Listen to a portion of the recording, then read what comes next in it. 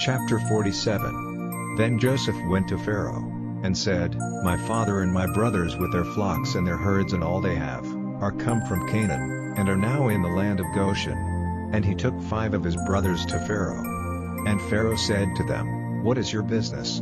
And they said, Your servants are keepers of sheep, as our fathers were before us. And they said to Pharaoh, We have come to make a living in this land, because we have no grass for our flocks in the land of Canaan. So now let your servants make a place for themselves in the land of Goshen. And Pharaoh said to Joseph, Let them have the land of Goshen, and if there are any able men among them, put them over my cattle. And Jacob and his sons came to Joseph in Egypt, and when word of it came to the ears of Pharaoh, king of Egypt, he said to Joseph, Your father and brothers have come to you. All the land of Egypt is before you. Let your father and your brothers have the best of the land for their resting place. Then Joseph made his father Jacob come before Pharaoh.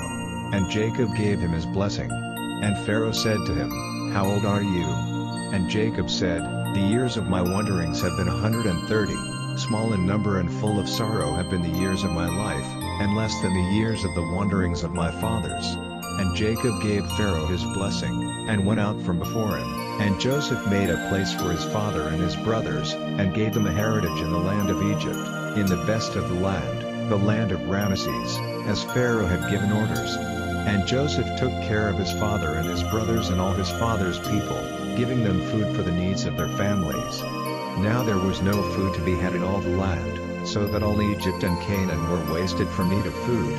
And all the money in Egypt and in the land of Canaan which had been given for grain, came into the hands of Joseph, and he put it in Pharaoh's house. And when all the money in Egypt and Canaan was gone, the Egyptians came to Joseph, and said, Give us bread, would you have us come to destruction before your eyes? For we have no more money.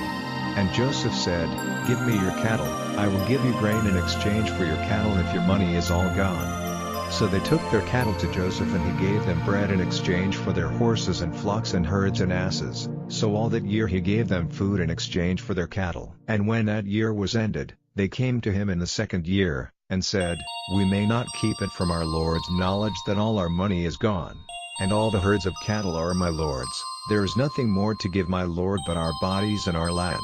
Are we to come to destruction before your eyes, we and our land? Take us and our land and give us bread, and we and our land will be servants to Pharaoh. And give us seed so that we may have life and the land may not become waste.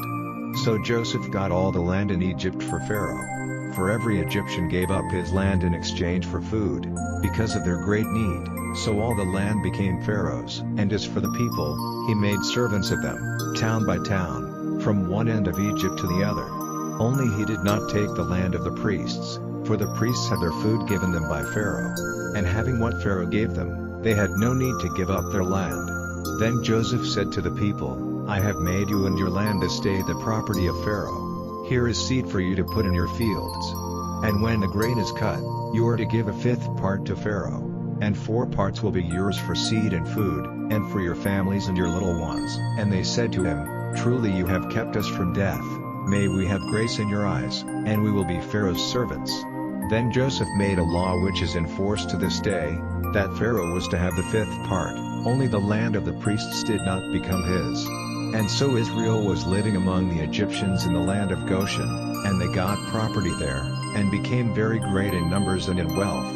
And Jacob was living in the land of Goshen for 17 years, so the years of his life were 147. And the time of his death came near, and he sent for his son Joseph and said to him, If now I am dear to you, put your hand under my leg and take an oath that you will not put me to rest in Egypt. But when I go to my fathers, you are to take me out of Egypt and put me to rest in their last resting place. And he said, I will do so. And he said, Take an oath to me.